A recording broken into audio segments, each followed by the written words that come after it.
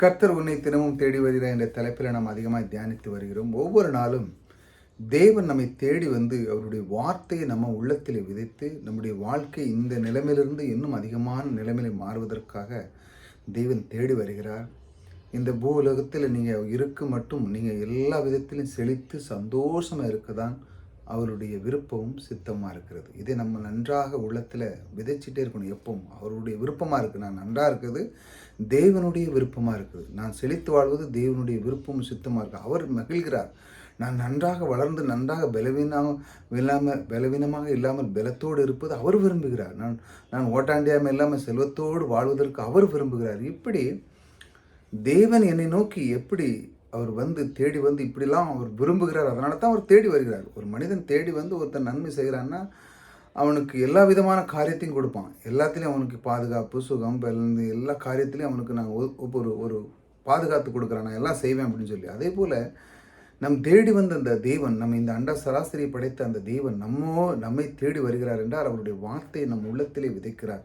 அதுதான் ஒரு விதை போல விதைத்து அது பெரிய ஆலம்பரம் போல வளர்ந்து உங்களுடைய வாழ்க்கை சிறப்பாக வைக்கிறது தான் அவருடைய விருப்பமும் சித்தமும். இதை தான் ஆணித்தனமாக நீங்கள் தினமும் இதை சொல்லணும். எப்பொழுதும் மனதில் இதை தான் வைக்கணும்.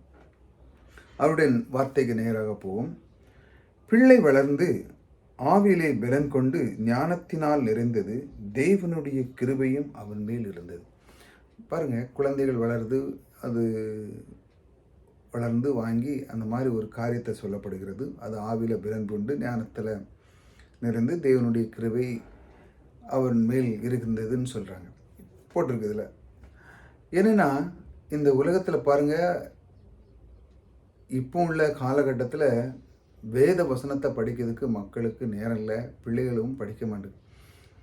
எப்பவும் மற்ற மொபைல் எடுத்து வச்சு பார்த்துக்கிட்டு வேறு ஏதோ ஒரு நேரங்களை வீணடிச்சுக்கிட்டு வேத வசனத்தை தேவனுடைய அந்த வார்த்தைகளை அவர்கள் படிக்காமல் வேறு ஏதோ திசையை நோக்கி போகிறாங்க. போகும் பொழுது இந்த காரியம், இந்த அற்புதமான அந்த காரியம் கிருபை அவன் மேல் இருந்தது. கிருபை வந்து ரொம்ப இல்லாமல் போய்விடும். எப்படின்னா தேவனை நாம் அறிய தான் நாம் கிருபை பெற முடியும் இல்லையா? உலக பிரகாரமான நீங்கள் வேறு விதமாக அறிந்தீங்கன்னா நீங்கள் ரொம்ப கஷ்டத்துக்குள்ளே போக வேண்டியிருக்கும். உங்களுடைய பிரயாசத்தில் நீங்கள் பண்ணுவீங்க. ஆனால் ஒரு சில காரியத்தில் நீங்கள் உங்கள் பிரயாசத்தில் பண்ணுவீங்க, ஆனாலும் அதில் திருப்தி இருக்காது. ஆனால் எதில் ஒரு கிருபை கிடைக்கு பாருங்கள். பிள்ளை வளர்ந்து ஆவியிலே பலன் கொண்டு அவன் தேவனுடைய வார்த்தையை அவன் பலன் கொள்ளுகிறான். தேவனுடைய வார்த்தையை அவன் ஆணித்தனமாக நம்புகிறான். சிறு வயசில் சொல்லு, கர்த்தர் உன் கூட இருக்காப்பா, கர்த்தர் உன்னை விட்டு விலகுவதும் இல்லை, உன்னை கைவிடுவதில்லை, அவர் உனக்குள்ளே இருக்கிறாருன்னு சொல்லும்போது அவன் ஆணித்தனமாக நம்புவான். கர்த்தர் எனக்குள்ளே இருக்கிறாரா அப்படிங்கும்போது ஒரு சிறு தவறோ ஏதோ செய்யும்போது ஐயோ கர்த்தர் உள்ளே இருக்கிறார் அப்படின்னு சொல்லி அவன் தன்னை மாற்றிக்கொண்டு நல்ல எண்ணத்துக்குள்ளே போக ஆரம்பிக்கிறான். எப்படி? இந்த கிறிஸ்துவை அவன் பின்பற்ற அவன் பழக ஆரம்பிக்கிறான். அப்போ தான் ஆவியில் அவன் பலன் கொள்கிறான். சிறு வயசுலேருந்தே அவன் பலன் கொள்கிறான். பலன் கொள்ள முதல்ல கஷ்டமாக தான் இருக்கும்.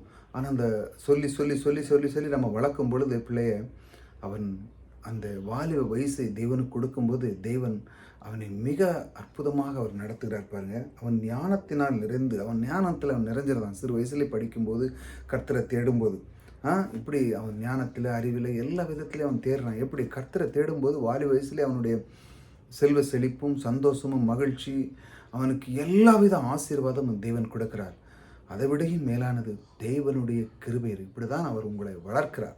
எல்லா விதத்திலுமே ஞானத்தை வளர்க்கிறார், உங்களுக்கு கிருபை கொடுத்து வளர்க்கிறார். இப்படி பலவிதமான காரியத்தை சரி. எப்படி நீங்கள் ஆவிக்குரிய காரியத்தில் நீங்கள் நடக்கும் பொழுது, எப்படி தேவனுடைய வார்த்தைகளை நீங்கள் கையாளும் பொழுது, அதற்கு முதலிடம் கொடுக்கும்போது, அந்த வார்த்தையை தியானிக்கும்போது, அப்பொழுதுதான் நீங்கள் இதை எல்லாத்துலேயும் வளர முடியும்.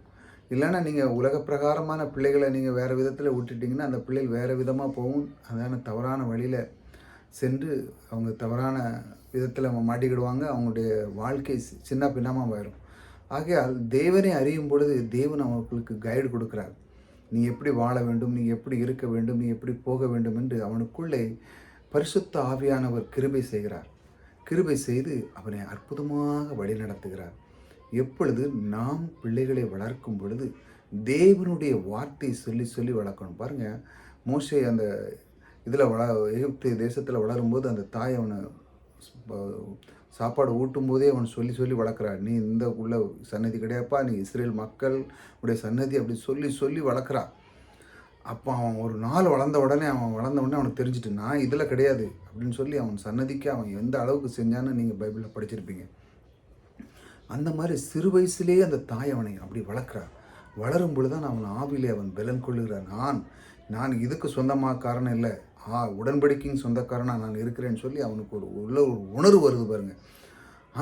அந்த மாதிரி நீங்கள் உங்களுக்குள்ள அந்த மாதிரி ஒரு உணர்வு வரணும். இப்படி தான் கிறிஸ்து எனக்குள்ளே இருக்கிறார், அவர் என்னை வளர்க்கிறவர், அவர் என்னை பலப்படுத்துவர், என்னோடு கூட இருப்பவர், எனக்கு எல்லாத்தையும் செய்து முடிக்கிறவர், என்னை எப்பொழுதும் நேசிக்கிறவர், என்னை விட்டு விலகாதவர், என்னை கைவிடாதவர், அவர் என் கூட வருகிறார், என் கூட இருந்து எல்லா காரியத்தையும் செய்கிறவர் எனக்குள்ளே இருக்கிறார்.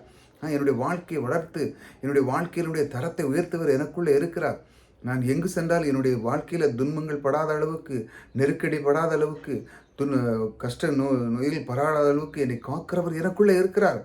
இப்படி ஏகப்பட்ட காரியங்களை நீங்கள் தேவனுடைய வார்த்தையில் எடுத்து சொல்லும் பொழுது உங்களுடைய நாவு என்ன பண்ணுதான் அதில் வளருகிறது. இதிலே ஆவியான வார்த்தைகளை வளரும் பொழுது என்ன நடக்குன்னா, தேவனுடைய கிருபை உங்கள் மேல் அசைவாடும். தேவனுடைய கிருபை உங்கள் மேல் அசைவாடும் பொழுது உங்களுக்கு ஒரு குறைவில்லை. நீங்கள் எல்லா விதத்திலும் நீங்கள் வளர்ந்து சந்தோஷமாக இருப்பீங்க. ஆகையால் இப்படிப்பட்ட காரியங்கள் 1 நிமிஷம் 2 நிமிஷம் கேளுங்க. புதிதாக வந்து சப்ஸ்கிரைப் பண்ணி வச்சாங்க. கர்த்தருடைய வார்த்தைகளை கேட்கும் பொழுது ஒரு 3 நிமிஷமாட்டு நீங்கள் கர்த்தருடைய வார்த்தை கேட்கணும். அப்படி கேட்கும் பொழுது தான் உங்களுடைய உள்ளம் மகிழ்ச்சியாக இருக்கும். அதனால தான் நான் சொல்கிறேன், ஒவ்வொரு தேவனுடைய வார்த்தையை நீங்கள் தியானிக்கிறதுக்கு நேரத்தை கொடுக்கணும். சபைக்கு ஒரு வாரத்துக்கு ஒரு தடவை போட்டு வந்தாலும் அதோட முடிஞ்சு போகிற 6 நாள் ஒன்றும் எடுக்க கிடையாது, பைபிள் எடுக்க ஒன்றும் எடுக்க கிடையாது. அப்படிலாம் இருக்காது. தினமும் நீங்கள் அதை அங்கே மட்டும் இல்லை, தினமும் தேவனுடைய வார்த்தை எடுக்கணும், தினமும் பைபிள் படிக்கணும், தினமும் தியானிக்கணும். இப்படி தியானிக்க தேவன் உங்கள் மேல் அசைவாடி உங்களுடைய கிருபையினால் அழகாக உங்களை வழி நடத்துவார். கர்த்தர் உங்களோடு கூட இருக்கிறார். கர்த்தர் உங்களை ஆசீர்வதிக்கிறார்.